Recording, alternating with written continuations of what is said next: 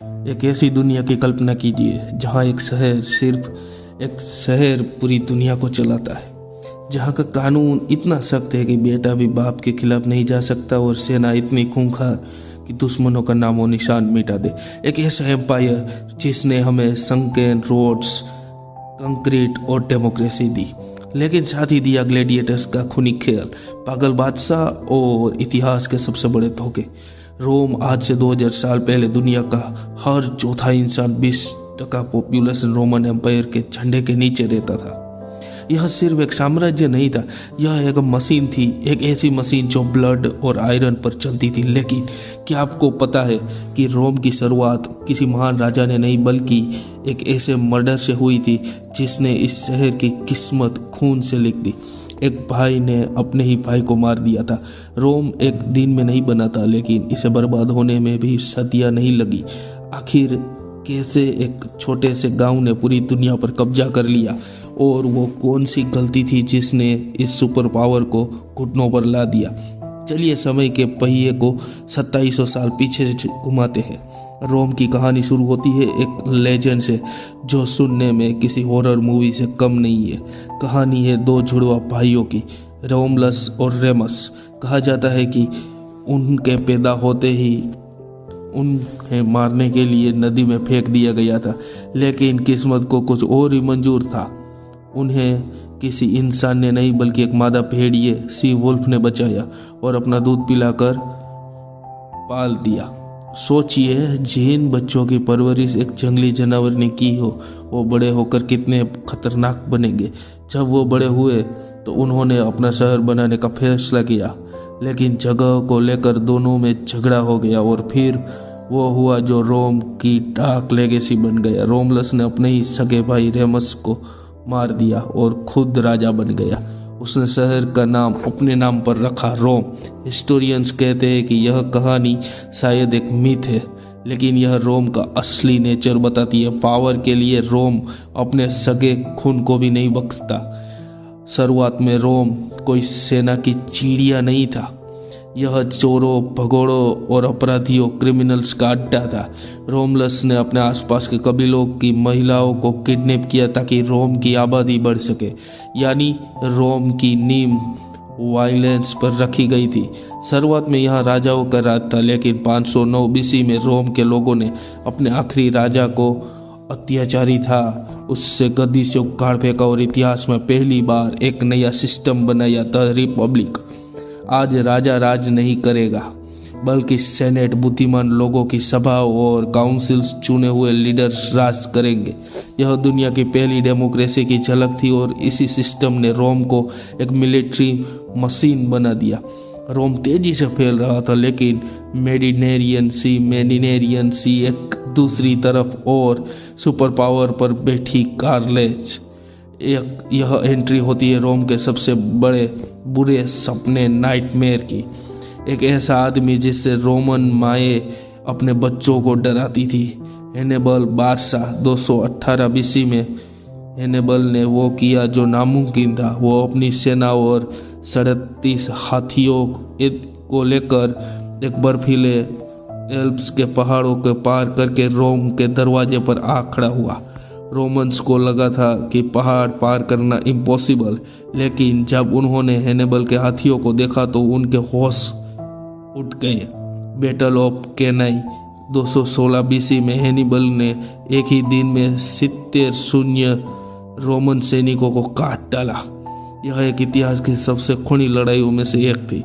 रोम हारने के कगार पर था, लेकिन रोम की खासियत यह नहीं थी कि वह कभी हारते नहीं थे। उनकी खासियत यह थी कि वह हार नहीं मानते थे।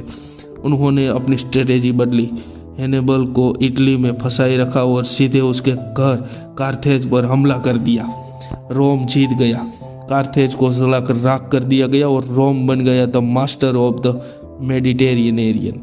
कार्थेज को हराने के बाद रोम के पास बेशुमार दौलत आ गई, लेकिन दौलत के साथ आया लालच, ग्रीड और करप्शन। सेनेट अब अमीरों का क्लब बन चुका था और गरीब जनता पीस रही थी। रोम को एक सेवियर की ज़रूरत थी और उसे वो मिला, जूलियस सीजर के रूप में। सीजर सिर्फ एक जनरल नहीं था, वो एक रॉक स्टार था। उसने गोल आज का फ्रांस को जीतकर रोम का झंडा पूरे यूरोप में गाड़ दिया। कहा जाता है कि उसने 10 लाख लोगों को मारा और 10 लाख को गुलाम बनाया। उसकी पॉपुलैरिटी इतनी बढ़ गई कि सीनेट उससे डरने लगी। उन्हें लगा कि सीजर डेमोक्रेसी खत्म करके राजा बनना चाहता है। सीनेट ने उसे ऑर्डर दिया, अपनी सेना वहीं छोड़ो और रोम वापस आओ। लेकिन सीजर ने जो किया उसने इतिहास बदल दिया। 49 BC में उसने अपनी सेना के साथ रूबिकन रिवर क्रॉस की। यह एक लाइन थी जिसे पार करने का मतलब था वॉर। सीजर ने कहा, द डाई इज कैस्ट। पासा फेंक दिया गया था। उसने रोम पर हमला किया, अपने दुश्मनों को हराया और खुद को डिक्टेटर फॉर लाइफ घोषित कर दिया। रिपब्लिक मर चुका था और पावर अब एक आदमी के हाथ में थी। सीजर अब रोम का भगवान बन चुका था। उसने गरीबों का कर्ज माफ किया, कैलेंडर बदला जो हम आज भी यूज करते हैं और रोम को फिर बनाया। जनता उससे पूछती थी, लेकिन सीनेट के कुछ लोग उससे नफरत करते थे। उन्हें डर था कि सीजर रोम को गुलाम बना देगा। साजिश कंस्पिरेसी रची गई और इसमें शामिल था सीजर का सबसे बड़ा करीबी, जिसे वह अपने बेटे जैसा मानता था, मार्कस ब्रूटस। 15 मार्च 4400 BC इतिहास का सबसे काला दिन। सीजर सीनेट में आया, निहत था और बेफिक्र। अचानक 60 सेनेटर ने उसे घेर लिया। उन्होंने अपनी टोंगा के अंदर से खंजर निकाले। पहला वार गर्दन पर हैरान किया और सीजर हैरान था। उसने खुद को बचाने की कोशिश की, लेकिन वार पर वार होते गए। 23 बार उसे चाकू मारा गया। खून से लथपथ सीजर ने जब अपने प्यारे ब्रूटस को खंजर के साथ देखा तो उसके आखिरी शब्द थे, एट टू ब्रूटुम भी ब्रूटस। और उसने अपनी चादर से चेहरा ढक लिया और हम देखते देखते उसने दम तोड़ दिया। उन्हें लगा कि सीजर को मारकर उन्हें आज़ादी बचा ली है, लेकिन वह गलत थे। उन्होंने सीजर को नहीं मारा, उन्होंने सीजर को शहीद मार्टर बनाया। रोम की जनता भड़क उठी। जिस डेमोक्रेसी को बचाने के लिए उन्होंने कत्ल किया था वो कत्ल के साथ ही खत्म हो गई। अब शुरू होने वाला था द एम्पायर। सीजर की मौत के बाद फिर से सिविल वॉर हुआ और इस बार जो जीता वो सीजर का 18 साल का भतीजा था, ऑक्टिवियन, जिससे बाद में ऑगस्टस कहा गया। ऑगस्टस बहुत चालाक था। उसने राजा का टाइटल नहीं लिया, लेकिन सारी पावर अपने हाथ में रखी। उसने रोम का नक्शा बदल दिया। उसने कहा था, मुझे ईंटों का रोम मिला था, मैं इसे संगमरमर का रोम बनाकर छोड़ रहा हूँ। उसके राज में पेक्स रोमाना रोमन पीस की शुरुआत हुई। यह 200 साल का वो दौर था जो रोम दुनिया का सबसे सुरक्षित और अमीर एम्पायर था। सड़कें इतनी सुरक्षित थी कि आप सोना लेकर अकेले घर चल सकते थे। व्यापार, ट्रेड भारत और चीन तक होता था। यह रोम का गोल्डन एज था। लेकिन जैसा कि कहा जाता है कि good times create weak man, Augustus के बाद जो सुल्तान एम्परर्स आने वाले थे वो रोम को नर्क बनाने वाले थे। ऑगस्टस के मरने के बाद रोम को एक पिता की जरूरत थी, लेकिन उसे मिला मॉन्स्टर। गद्दी पर बैठा टाइबेरियस। वो एक ऐसा इंसान था जो लोगों से नफरत करता था। उसे राज करने में कोई दिलचस्पी नहीं थी। उसे सिर्फ अपनी अय्यासी प्यारी थी। वो रोम छोड़ कर कैप्री के आइलैंड पर चला गया और वहाँ से अपने दुश्मनों को मरवाने के ऑर्डर भेजता रहा। लेकिन यहाँ एक नया प्लेयर गेम में आ चुका था, द प्रीटोरियन गार्ड। यह वो एल्ट बॉडीगार्ड थे जिसका काम सुल्तान एम्पायर की रक्षा करना था। लेकिन अब उन्हें समझ आ गया था कि असली पावर उनके हाथ में है। वो जिसे चाहे राजा बना सकते और जिसे चाहे मार सकते थे। ट्यूबेरियस के बाद उन्होंने जिसे गद्दी पर बैठाई वो इतिहास का सबसे सैडिस्टिक और पागल इंसान माना जाता है, कैलगुला। यह नाम सुनते ही सेनेटर्स कांपने लगते थे। शुरुआत में वह ठीक था, लेकिन फिर एक बीमारी के बाद उसका दिमाग पूरी तरह हिल गया।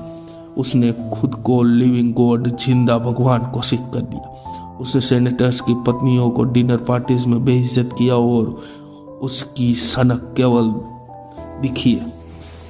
उसने अपने पसंदीदा घोड़ हॉर्स इसिसियोस कुरुम का कंसल सबसे ऊंचा मंत्री बनाने का ऐलान कर दिया। वो सेनेटर्स को यह दिखाना चाहता था कि तुम्हारी औकात मेरे घोड़े से भी कम है। उसका पागलपन यही नहीं रुका। एक बार उसने समुद्र से खिलाफ जंग का ऐलान कर दिया।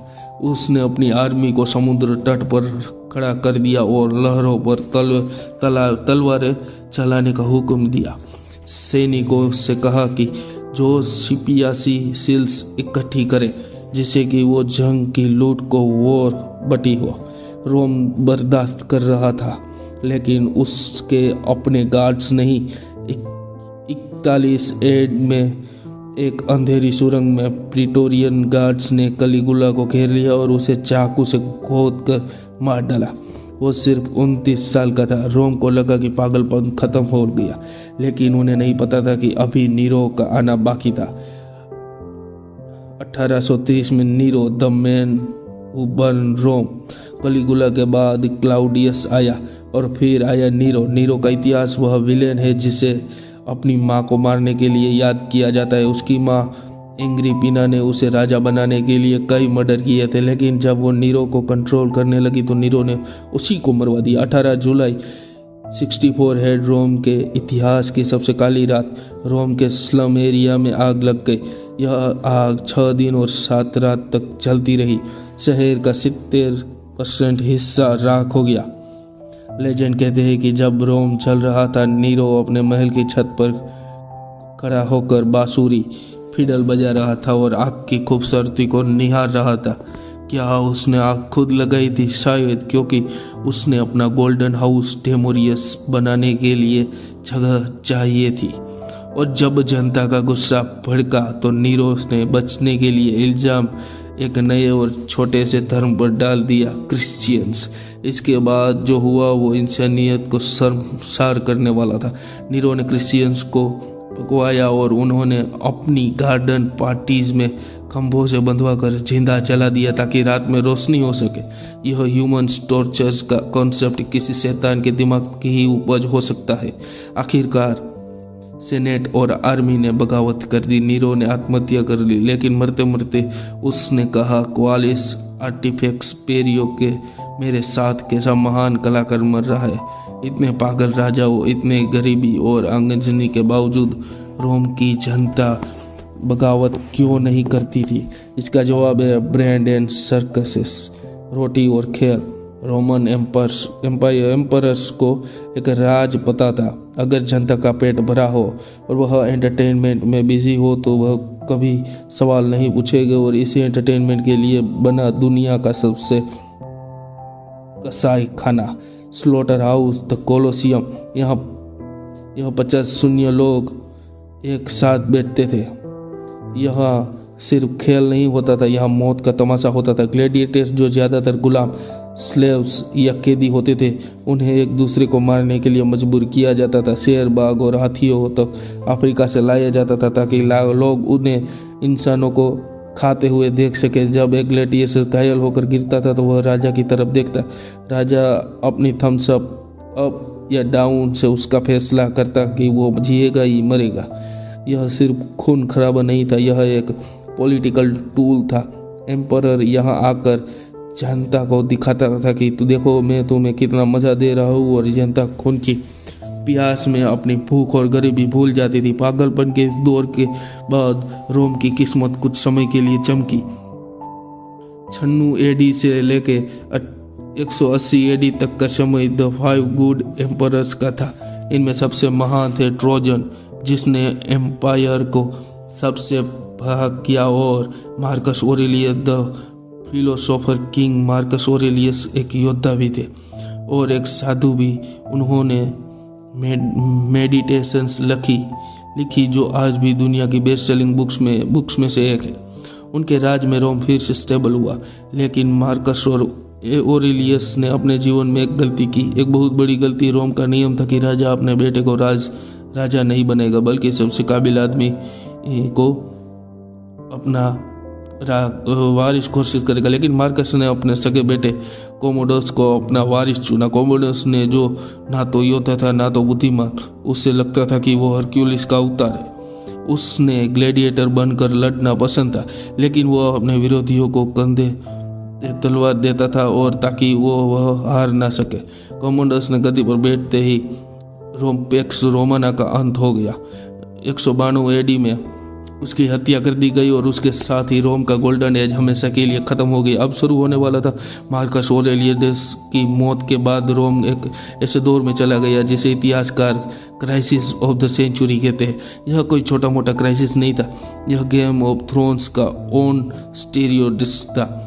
सिर्फ 50 सालों के अंदर ही रोम ने 26 एम्पायर्स देखे और उनमें से सिर्फ एक अपनी नेचुरल मौत मरा, बाकी सबको मार दिया गया, या तो उनकी आर्मी ने, या तो उनके गार्ड्स ने, या उनके दुश्मनों ने।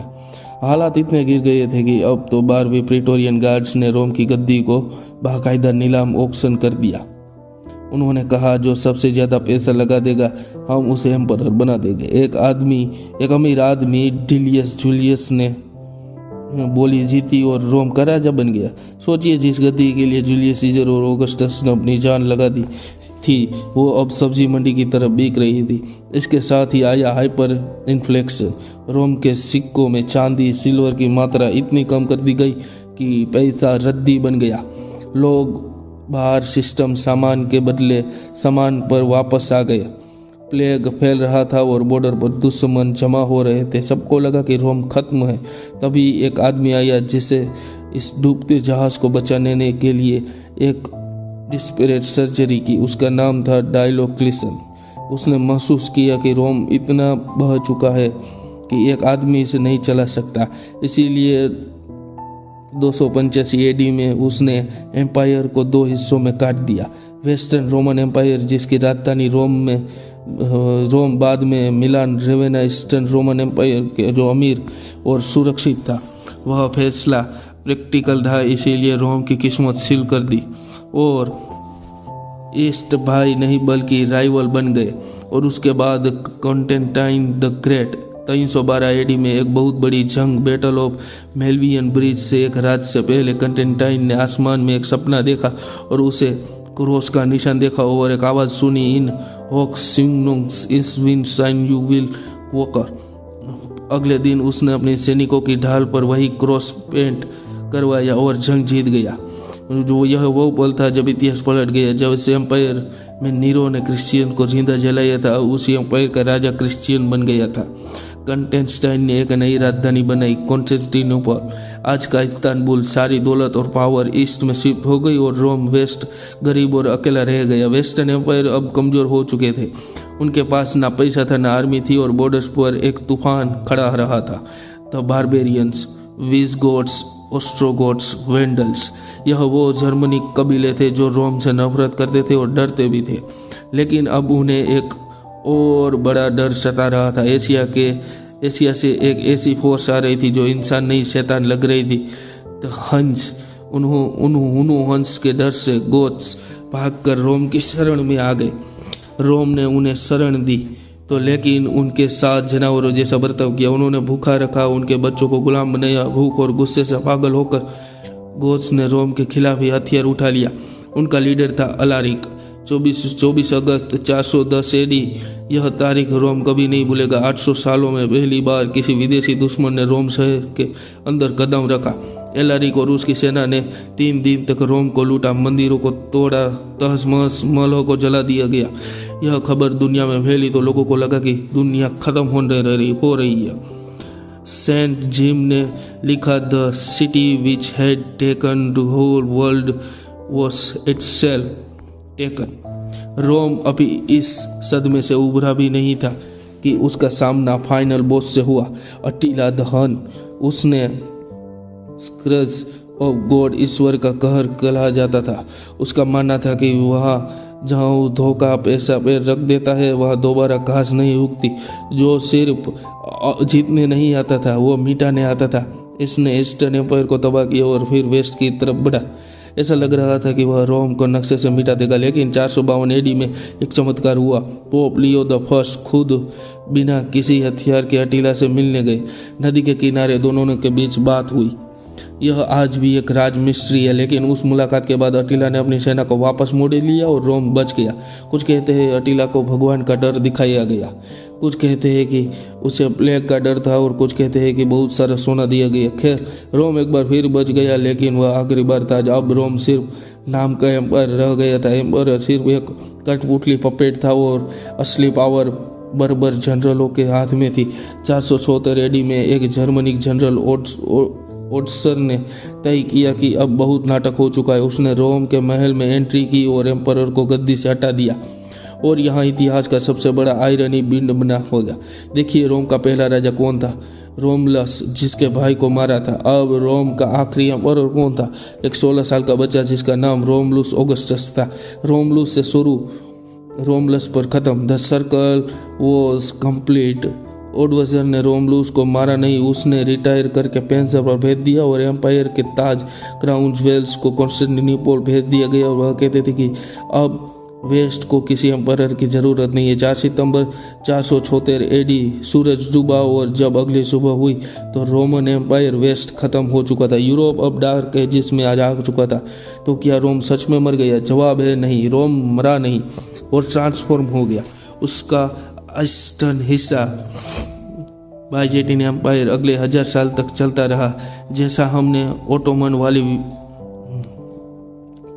देखिए दोस्तों, अगर आपको ये वीडियो पसंद आया तो इसे लाइक कीजिए, सब्सक्राइब कीजिए और हिस्ट्री में चैनल को लाइक करना और शेयर करना ना भूलना। Thank you for watching.